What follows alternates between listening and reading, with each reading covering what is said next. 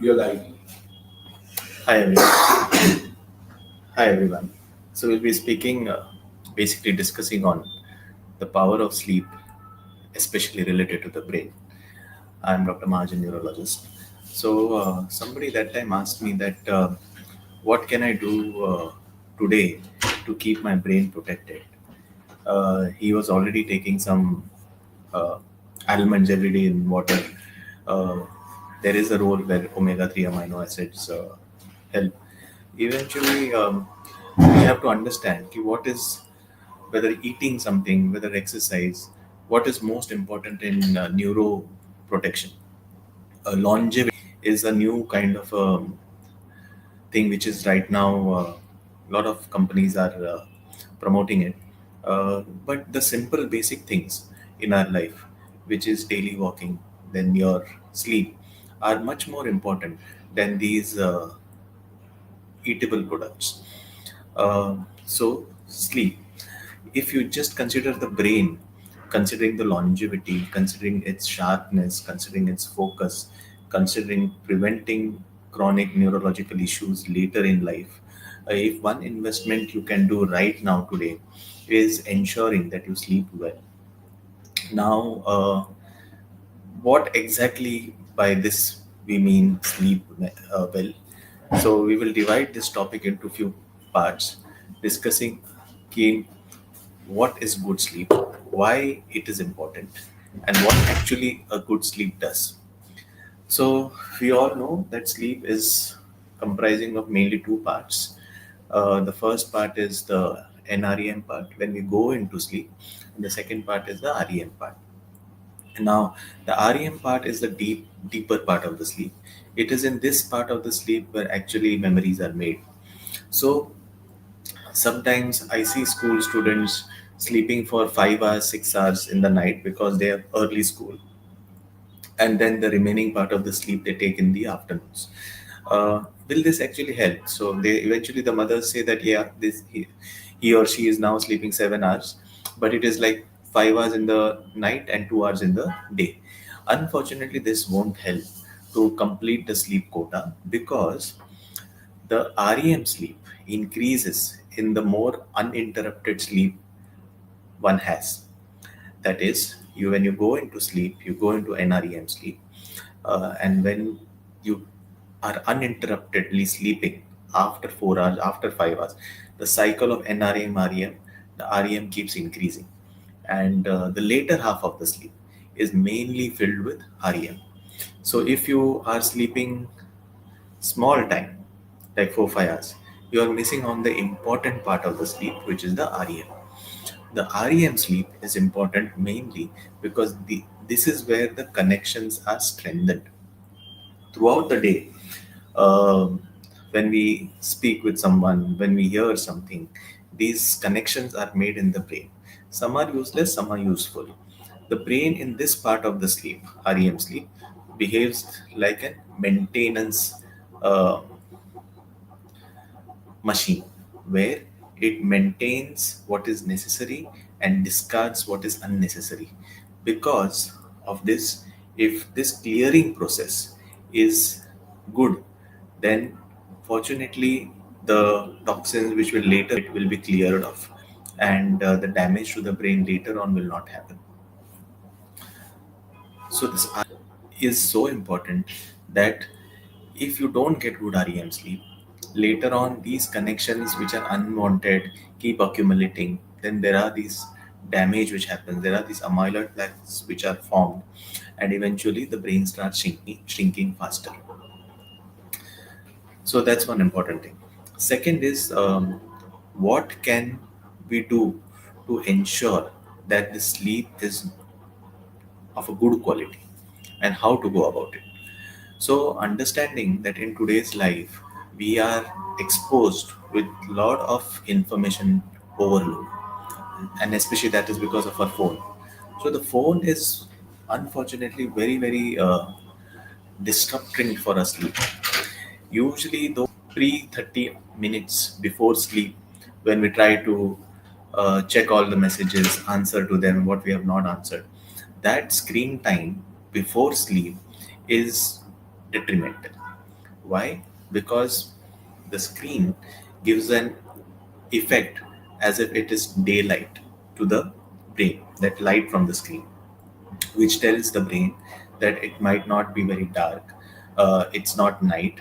And that's why the melatonin, which is secreted especially by the darkness, doesn't get confused to a daytime thing, and the sleep is avoided.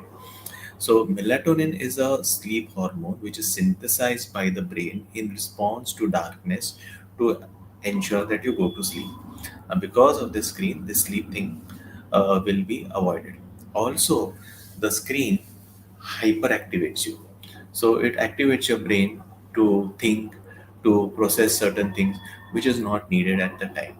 So, ensuring that half an hour prior you don't scroll, you don't screen, is important for a good sleep. Also, the quality of sleep differs. The depth of the sleep, that is, the patient going into REM, will be affected by the screen time. So there is something many people come and ask me, I can't sleep well, what should I do? So unfortunately, in today's world, we want quick solutions, and that's why the medicines are always prescribed, where you pop a pill and you feel better because you sleep well. But is this the real solution to ensure that you sleep well? Uh, no. So always before taking a medicine, we would try to see what we call as sleep hygiene. If you are not sleeping well, the body is or the brain is trying to tell you that there is something wrong going on. So either there is some stress or there is the screen which you're trying to have more, and that's why you're not getting sleep. So ensure that you have pinpointed why you are not sleeping well. That means rather than just treating the sleep, you try to treat the cause first. There is something called a sleep hygiene, which means that before medicines are tried, you ensure that you are having a proper sleep hygiene routine. So we call this 4 points. First point is ensure that you have a proper sleep time. That means if you have decided you are going to sleep at 11 o'clock, you respect that time. Then don't make it 12, don't make it 10. So whatever time you decide and respect that time. Then because if you have decided 11 o'clock, say 11 p.m., then at least 30 minutes prior, there should be no uh, screen time. Second, 5 hours prior, at least there should be no caffeine intake, either in the form of tea or in the form of coffee, which are these stimulants to the brain, which will avoid you going into deep sleep and quick sleep. Third, the body needs to be tired physically a bit. Normally, in this routine where everything is available at fingertips, the physical exertion is not much. So that's why ensure that you exercise morning, evening. If you're doing it in the morning, evening, at least some light exercise you should do. Before the sleep, don't exercise. You can do only some stretching exercises, but avoid any heavy physical exercise. It's preferable to go for walks at least 15 to 30 minutes in the evening times, or play some game. That is, so ensure some physical activity which is happening so that your body is tired. That was the third one.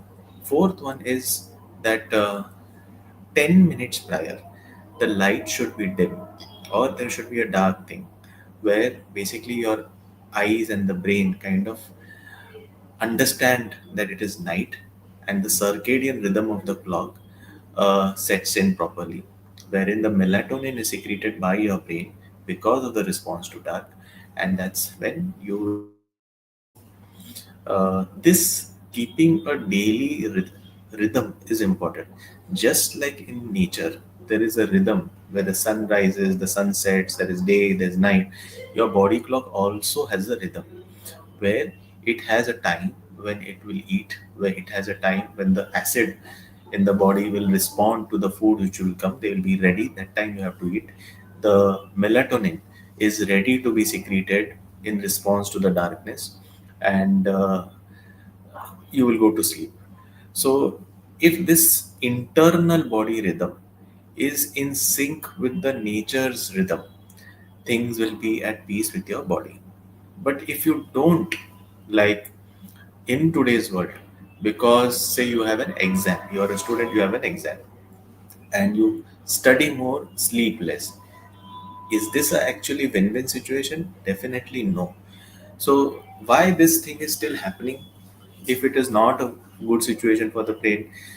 It's because there's something called as short-term memory, long-term memory. So, or there's something called as pictorial memory, where you read something and then you will retain that for 2 3 hours and then you will forget. So basically, people or students kind of thrive on that. That they would read. We call this as cramming. They will read something 6 hours prior, and then they will just kind of vomit it out in the exams. So that's why in a short-term basis this helps. But remember, in the long-term basis, it never helps because that data will be evaporated soon, and you're not going to retain that information also because you didn't sleep well. Also, in the later run, whether it's your final exams, prelims, whatever you crammed is not going to help. So eventually, you're not learning anything. You are simply short-term memorizing and vomiting it out.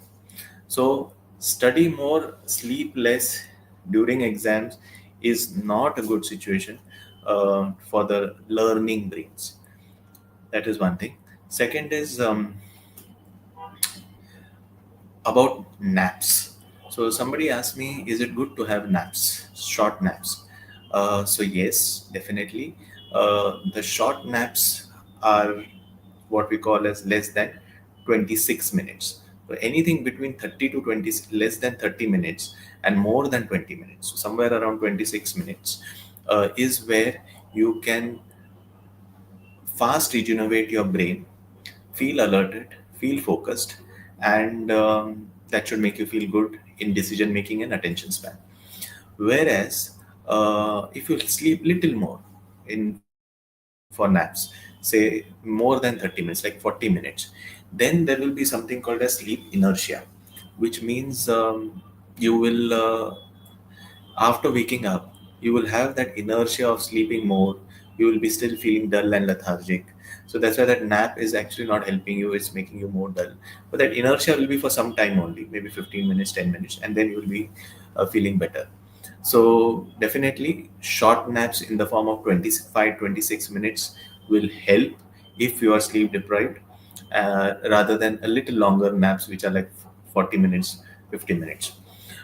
If you could have a full sleep cycle, say of an NREM and a little bit of REM, like which will be actually like 90 minutes for a nap, then you won't have the sleep inertia. But I think 90 minutes will be too much to be called as a nap. So 26 minutes it is. Then the second question which people ask is, um, what is the ideal time for sleep, for your night sleep? Um, the answer to that is actually different for everyone. But overall, we know that between 7 to 9 hours of sleep is necessary for your brain to function properly in short term and long term.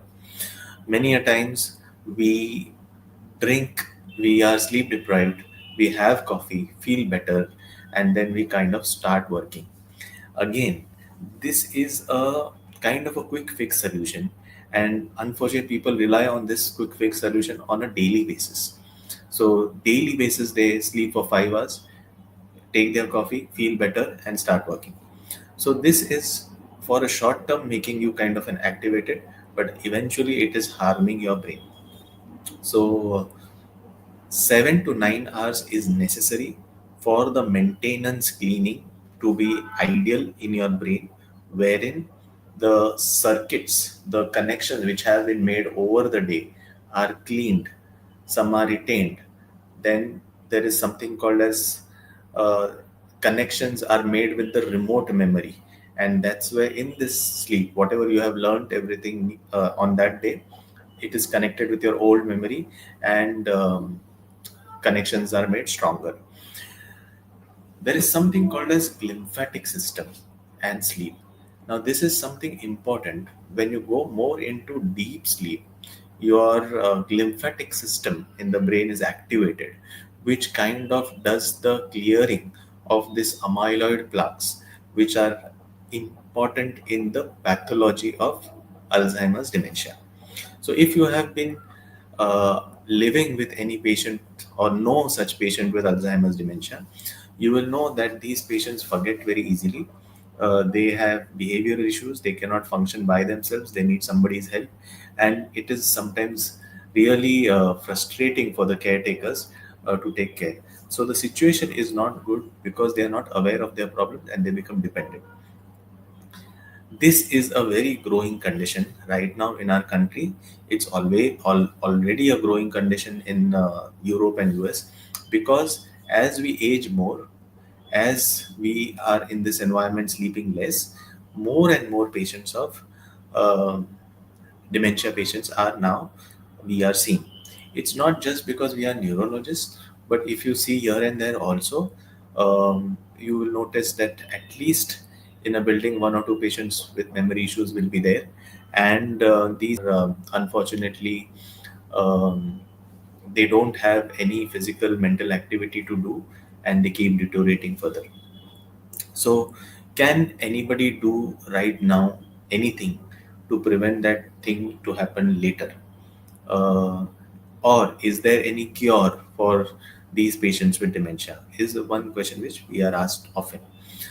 In fact, when I started my practice, um, I would see it used to be mainly headaches as the most common thing we see in the OPD. But nowadays, you will be surprised that if it was 8 on 10 headaches, now it is 7 on 10 patients with dementia or Parkinson's.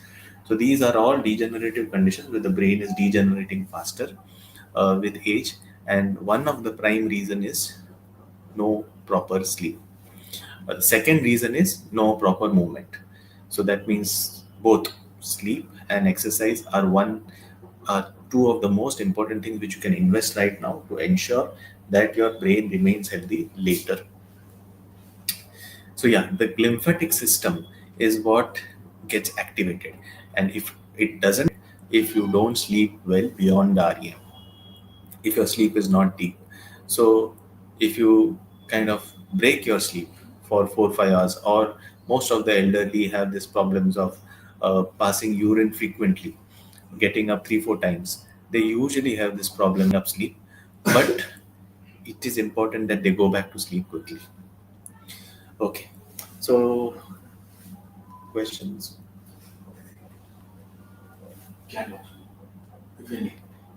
If any question, I think the remaining time we should discuss it more than one-sided lecture. Studio chat, कुछ नहीं.